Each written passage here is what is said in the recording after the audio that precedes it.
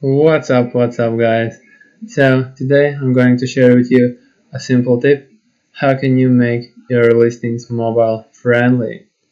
Simply go to your eBay, click on create a new listing, fill out all the empty gaps, and when you get to the item description, for example, let's just type in bedside table for small place.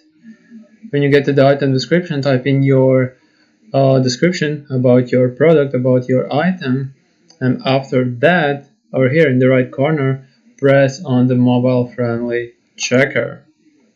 So, and for me it's always there's an error, and how you can fix it is press on this field, fix it for me, and eBay will simply fix it for you, and that's it. Simple as that, guys.